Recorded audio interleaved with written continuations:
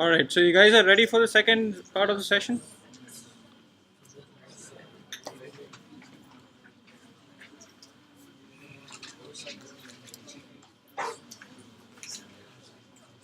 So now what we have done until now is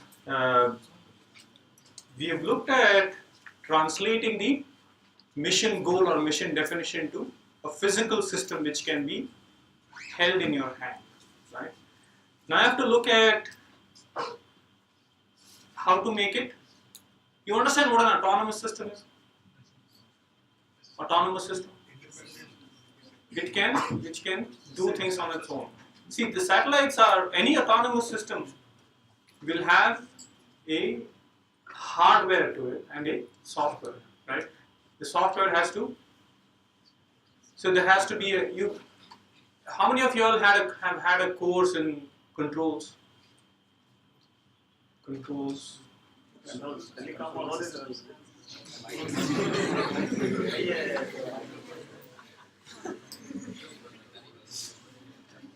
Alright, so think about this.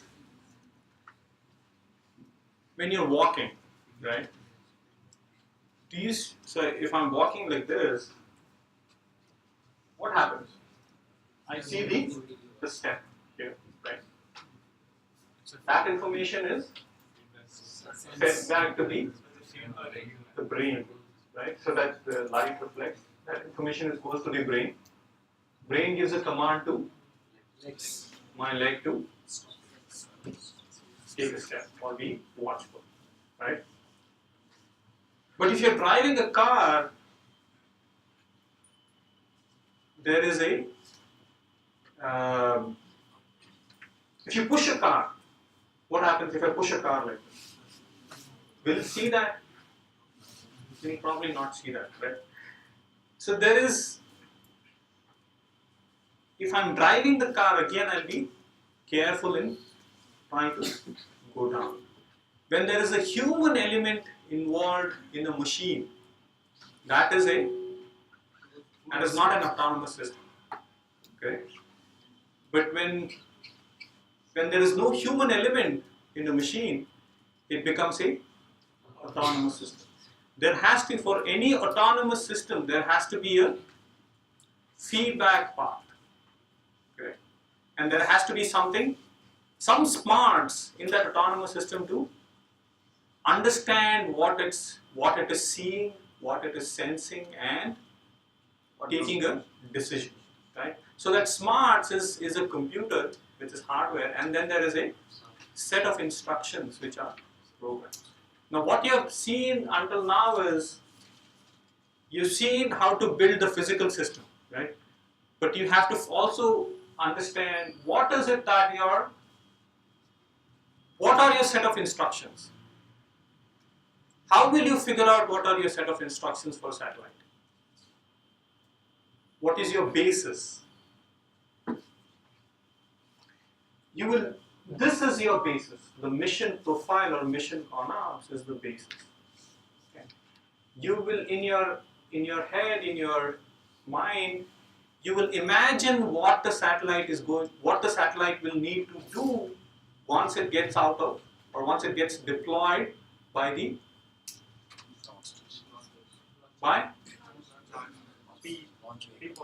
P-board. Once the satellite is launched by the Poly Picosatellite Orbital Deployer, once it comes out of that, what will it need to do? Right? So you try to make sense of this. You see the satellite is launched here, right?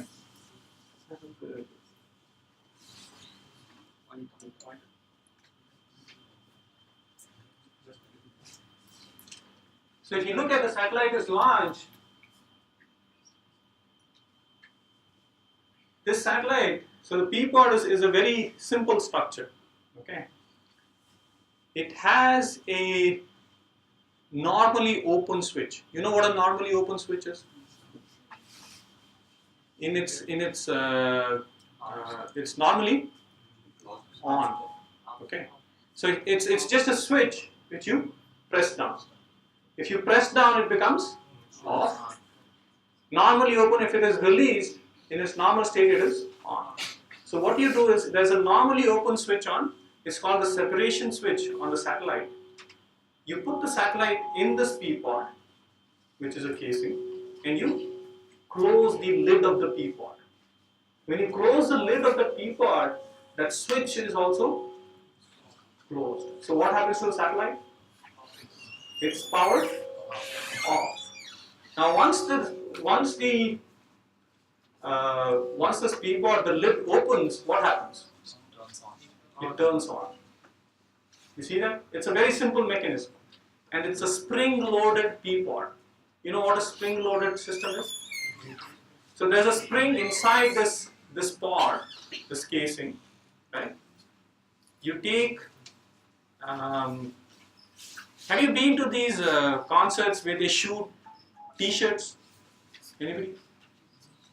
Or have you seen T-shirts being shot with a gun?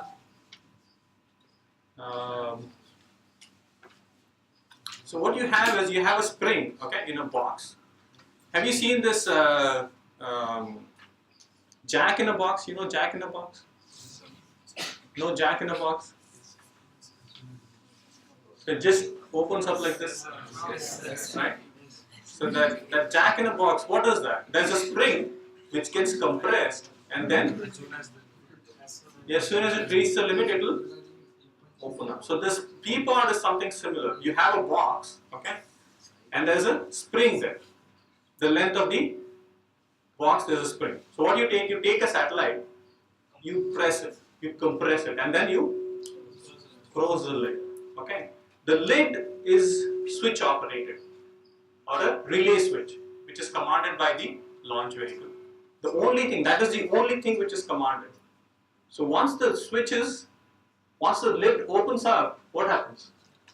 This spring will push out the satellites out of that P pod, and the satellite, at the same time, satellite will get powered on. Right? So that is what you're seeing.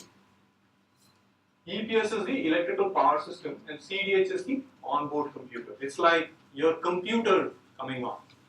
Okay, it gets powered on. It waits. It's not supposed to. What will the satellite do once it gets launched? What is the thing you want to do? It will start communicating. Right? It needs to start communicating and saying, "I'm powered on. I'm powered on." So it gets powered on here, okay? Now, typically everything in a satellite, before it is launched, it is stowed. You know what stowing is? Stowing is, what happens to the, you know what what happens when an umbrella is stowed? It is confined to a smaller volume. What happens when it gets deployed? The volume becomes larger. Right? So stowing is all the mechanisms are confined to a smaller space. So the antenna is stowed. So nothing can be. Can you launch a satellite with deployed solar arrays? You have to deploy it once it launches, once it reaches orbit. So everything is in stowed. The stowing is confined to one. So the antenna is stored. Okay, unlike you need bigger antennas, right? Once it gets out of the P pod, it powers on and it deploys the antennas. Okay, so that is a one-time operation. Then, so this is a story you're telling of the satellite. You're imagining in your minds what the satellite is going to do once it is out there, once it is up in orbit. And this you're capturing as a flowchart. Do you recognize these standard symbols of flowchart? Yes. Right? If you have even some idea, and you can go back and review this. This is not difficult at all. What is this symbol? Anybody? Delay symbol. Right? What is this symbol? Process symbol. What is this symbol? Decision making symbol. So these are all captured as flowchart. You're telling how many different ways can you tell your stories, or how many different ways can you document your stories? Can you document your stories in English? Yes. Kannada? Yes. Mathematics? Yes, you can always move. Flowcharts? Yes. Huh? Algorithms? Exactly. See, there are different ways of documenting the story, right? So that is what you're doing. You're using flowcharts to document the life of the satellite on orbit, right? So you say, SOMSAT gets launched, this gets powered. The first thing the satellite is going to do is deploy its antenna. Okay. This small activity is power up and deploy. Okay. Now this is what happens to the satellite. Once it deploys the antenna, what is the immediate step it's going to do? It's going to try and communicate with the ground station and say, I'm here, please identify me. So it's going to send a very small signal, which is typically a beacon. You know what a beacon is?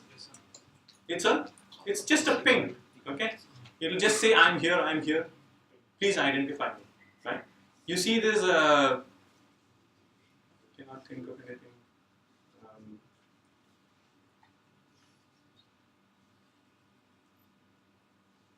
I'll let you know if I think of anything. But beacon is a small signal sent by the satellite. It's like ambulance. Ambulance. Circus beacons. Huh? In the circus, they will put a light which acts as a Right, beacon. right. So there are different beacons. Beacon is just a small signal which is sent from. Do you beacon? Probably. So beacon is a small signal which is sent from the space to ground saying, I'm here, I'm alive, right? So that is what happens here. And as part of the beacon, and this is what you're going to do with your satellite as well. Your satellite gets launched, you will make sure it is powered on and deploy the antenna, right? And immediately after you deploy antenna, you start sending that beacon, okay? So that beacon will help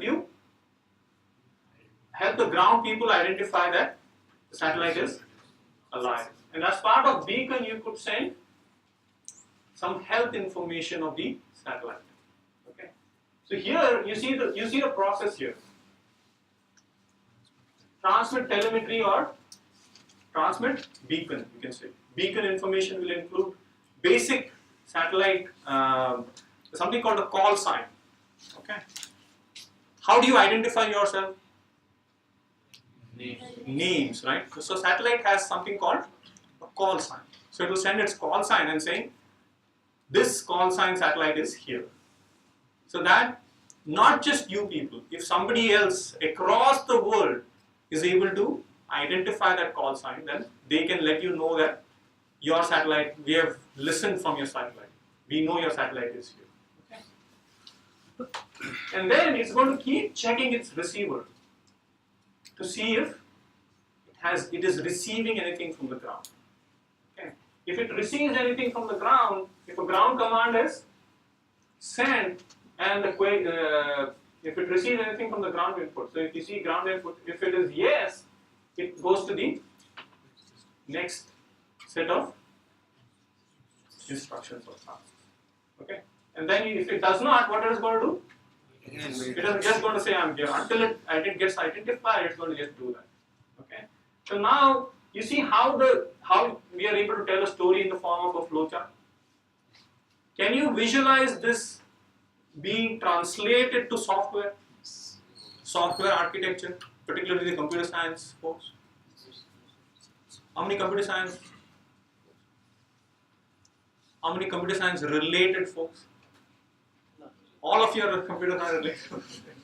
So you need to use computers. So try to visualize this as software. Okay. So try to visualize this as, can this be the blueprint? You know what a blueprint is? Yes, sir. Do you use blueprints these days? Yes, sir. You don't use blueprint these days. What do you use? 3D. You use CAD design. Why do we keep saying blueprint? You know what a blueprint is? Why blueprint? Huh? civil engineering still they use. They They use a large sheet with ammonium nitrate. right. So the blueprint is because they're making a plan, right? They couldn't make copies, so they had a tracing sheet. Sorry.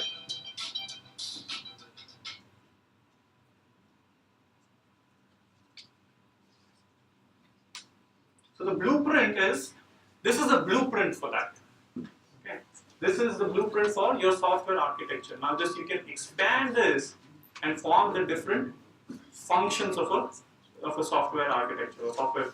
This is what is going to go as your set of instructions or operations for your satellite. Okay. So can you see this? So if you have this is one set of operations. Now what you're seeing here is, are these basic building blocks? Yes. These are tasks. Do you see these as tasks? Right? So we have constructed this from the basic building blocks. Right? So once you have constructed this from basic building blocks, what you're seeing here in the dotted boxes, I call them operating modes. So the satellite will be, so for example, think about this. This is a one-time operating mode. Is it going to deploy the antenna again and again? It's only going to do it once, right? This is the default mode. In the sense, you have running your software, right? So you know the main program, right? This is like the main program. Unless it receives something from the ground, it will not branch to these sub-programs. Okay, so this is like a main program. Once it receives a specific thing from the main program, it will go to another program. This is meant for, now here, what are these? These are the boxes again, these dotted boxes. They are operating modes. Okay. This is a power positive operating mode. If you're launching a Pico satellite, what is the power generation? What is the approximate power generation? 2 watts, right? Now think about this. This is going to consume, or let's say this is going to consume about 5 watts. Is it possible to do this more?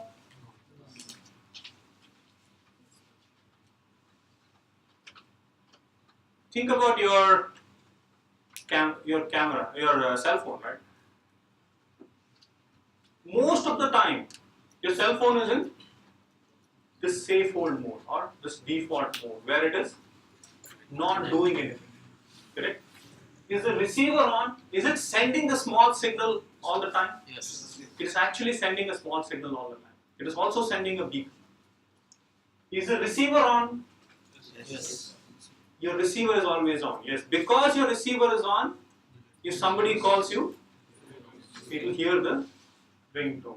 Okay. So what happens when somebody calls? If you answer, it will go to something else, right? So the receiver, what are the different types of signals you'll receive? You'll receive either a call signal, you'll receive a message signal, you'll receive a something like a email signal. There are so many signals, right? So depending on the signal, it will go to, and how you, if you accept it, it will go to different functions. You see that? So that is what is happening here. Now once you have done with that function, what it will do? It will go back to the main. So this is what is happening here.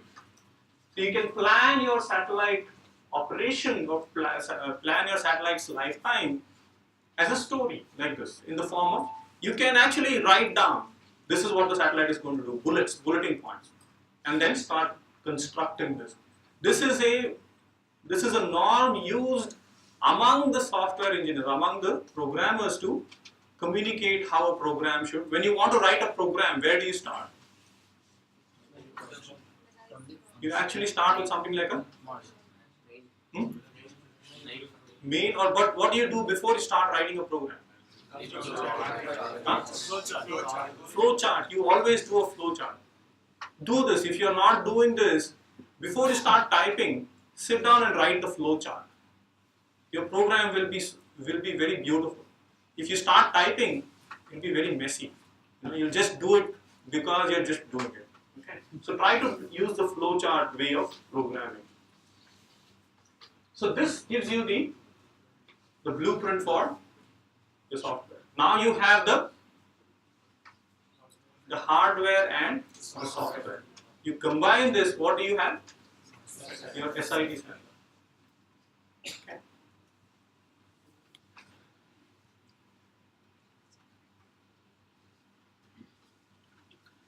So this is what I was working on. It's a technology demonstration mission. It's a control movement gyroscope. We had this in half unit of the satellite, 1U. Ours was a 1U satellite, and we designed this and developed this in-house and put it in half unit, and the other half unit was the remainder part of the satellite. Okay? And then this will give you an idea of, so here is your payload, and this is what you do with regards to your own satellite, your payload and the systems which are facilitating the payload. You see that? So here is the payload. This is the structures and thermal, right? For example, typically you'll think that the mechanical engineering department will take up this. And again, it is not at all, there is no, in fact, I would encourage interdisciplinary work. In the sense, take up something which is outside of your discipline. When do you grow? Where do you grow? You grow outside of your comfort zone. So this, for mechanical engineers, this is the comfort zone. For electrical engineers, this is probably a uncomfortable zone. So you have to grow. You need to take up something like this. Take up 1 or 2 tasks outside. Of course, you need to do your task as well. Okay, just don't do others. So this is, think about this. This is a payload. Okay. This is the communication aspect. There is a ground segment and then there is a space segment. Right? The communication, the telecommunication. That is what this is. This is the command and data handling, which is the onboard computer and software. This is probably the Yes. so computer and information science or computer engineering department, computer science and engineering department. Okay, this is what will be done by expertise in that. This is the electrical power system. So the power storage, generation, storage, distribution, regulation. So the electrical department or the electronics department can do this. Right? These two are typically a lot of the if somebody has expertise in sensors, they can contribute across. They can contribute particularly in this case. Instrumentation. A lot of sensors and algorithms. You do carbon filters, you do actuators. And this is the mechanical. Now again, due to the invention or due to the availability of different fabrication processes like 3D printing, composite fabrication process, this field has become very, very interesting. So you can use shape memory alloys if you think of, what about shape memory alloys? Yes. Explore that. So this is generally you do something like this for your own satellite. And you'll see the satellite coming together just by doing things like this. You'll get that confidence, and once you get that confidence, you'll get going, and within no time you'll have the satellite ready to be launched. Okay.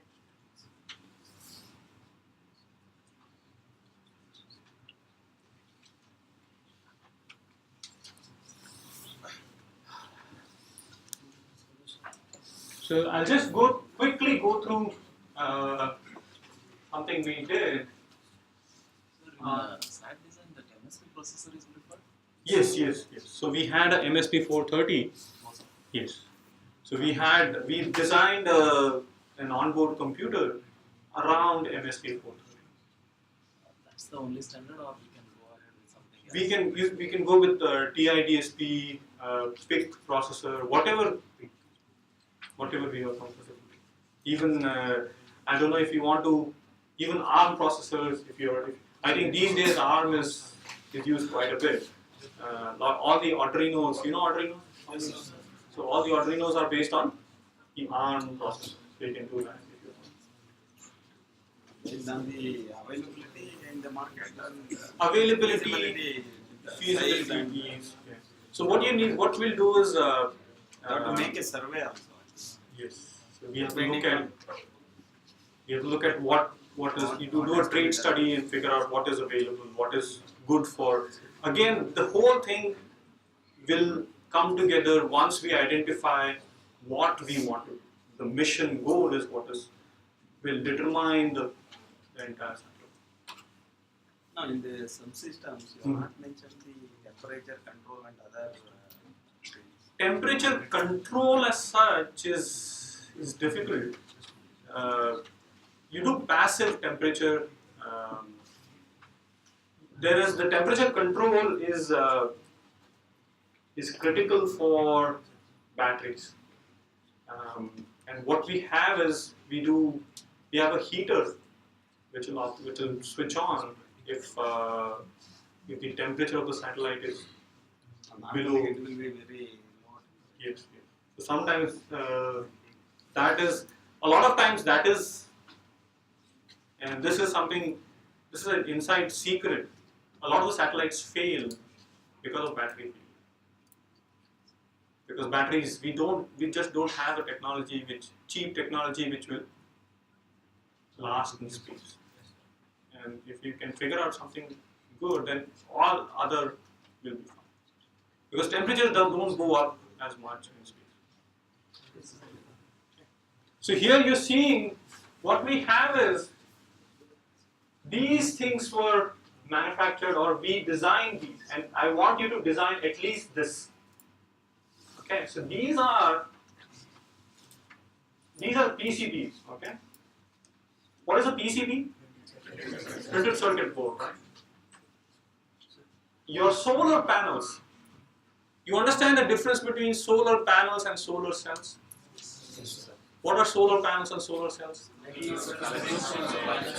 The cells, you take the cells and mount them on the panel. So panel is just the structure for holding the solar cells. Okay. So these composite panels were used as solar panels. Now these composite panels were multifunctional panels. In the sense, these were designed as PCB panels with traces of electrical traces in the form of coil. So what happened was, when we passed electricity through those traces, since they were in the form of a coil, this would become a magnet. You understand what is happening? There are electrical traces in the form of a coil. Okay? And once you pass electricity through those traces, what happens? There's a magnetic field produced in the. So you have the magnetic field is right hand, right? Or left hand? Right hand. So if the current is flowing this way, the magnetic field is in this direction. So so we use these as panels or for control of the satellite. So what happens what happens to a magnet in free space? What happens to a freely suspended magnet? It will align with Earth's magnetic field, right? So what happens is, when you make a satellite a magnet, it will align with north and south. When it does that, it stabilizes. So if you're taking a selfie, the first thing you need to do is, can you take a selfie like you're just running and can you take a selfie? You want to stabilize, right? So this is what that does. No, but is it sufficient to stabilize It will stabilize over over some large number of orbits, but it will eventually. Again, there are different options, but I think we should do this here. I think we have the capability to do this here. We should take this up as a project. The panels of the satellite. Which kind of software? You can use any Actually, we have IE3D. any PCB software. A lot of Eagle. There are a lot of free software actually available. You can use that to just design these PCBs so that you can mount sensors, and these are multi-layer PCBs. If you don't have to fabricate these here. If you just design it, get it fabricated from outside, it will be if you try to buy these, very expensive. For what they do, they hardly do anything, but if you try to buy it for a satellite, they're very expensive. So if you design it and get it fabricated ourselves, it will be easy. The tracer simulation we can do, but not with the sensors. You know what we have. Yes. So what we could do is, yes, go ahead. We can do the tracer simulation and Mhm. but not along with the sensors. Sure. So what we can do is, that is a very good point. If we do the tracer simulation, so we figure out the tracer simulation, figure out how much heat and all that, and then what we can do is get it fabricated, like simplest fabrication we can get done. Buy the sensors and test it here. So we will know. We can do the fabrication also. Oh, Doesn't much cost also. Okay. Yes. Outside in Bangalore we can get it done. Yes. It's not expensive at all to get these fabricated. So a few thousand rupees or a few within a lakh you'll get bunch of these this PCBs. So we do that. We do the simulation here for the traces, get it fabricated in Bangalore, bring it back, mount the sensors, test it whether it's working. That will be. It'll be a project in itself. Right. These are more complicated. These are driver boards. We can either do this here or we can look at this at a later stage. This is. So what we did was, this is that IMU I was talking about, the inertial measurement unit. Okay. Now, this itself is on the expensive side. We could buy this for the flight unit. Something like this will be required for flight. And IMU, there are different IMUs from different companies, from various companies. You can buy cheaper IMUs and test it here and figure out, try to include it in an algorithm and figure out how we can do that. So these are some of the sensors. Some of these sun sensors we manufactured or we fabricated in-house. These sensors was bought. So I can give you detail as to how to characterize these different sensors and what equipment we need or what equipment we can use. We have a rotary table on campus, a rotary table with encoders. So we can think about getting something like that. This was our onboard computer. So what we had was, we had a distributed architecture for the computer. Okay. So we had an MSP 430 as a flight computer, which was low power, but didn't do a lot of math. If you're launching a satellite which needs math, which needs floating point operation, then you have to go for a complex computer or a processor which will do that math. Now what happens is, when you choose that, power consumption goes up. But if you have something which is, so for example, the safe mode, the default mode, you're not doing a whole lot of math there, right? So if you're operating a complex computer in the default mode, it is going to consume more power. So to reduce that, we had, so you see this is one computer, this is one computer. We have something like this. Now we don't have to do that for this mission here, but this is again example. And this is something we have to do here. This is the detailed design. So what the architecture I showed you, the blueprint for the architecture, the software architecture, you start expanding that. This is how it will start looking. So you see, just look at, this is power up and deploy, right? You see how small that particular block was, right? So now it is starting to expand. Now you see the programming aspect of it here. You see how you can program. Now you start thinking on the lines of coding. Whatever program you're familiar with, whatever language you're familiar with, you start thinking about that here. So here, even the hardware the flowchart, the unique part of this flowchart approach is, I have also included hardware. So this is the hardware component. What is the interface? When you do your task, what will it involve? So somebody who will look at this will say, yeah, this is simple to follow, I can do. You can take up one team can take up the coding of, one or two people can take up the coding of this particular operating system. Do it, test it, right? And then come together and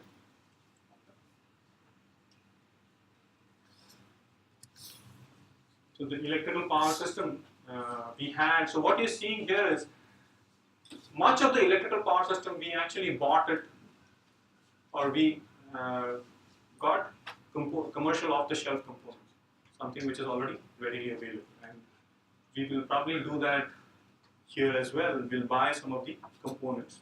Okay. So this is a Clyde Space power distribution board, and we have 2 batteries on this.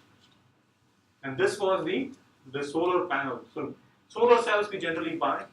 I think here ISRO probably provides you with solar cells if your launch is manifested at ISRO. So you need to just figure out how to mounting solar panels or solar cells onto a solar panel itself is a big skill. It's if you perfect the skill of how to do that, you can get a job at ISRO.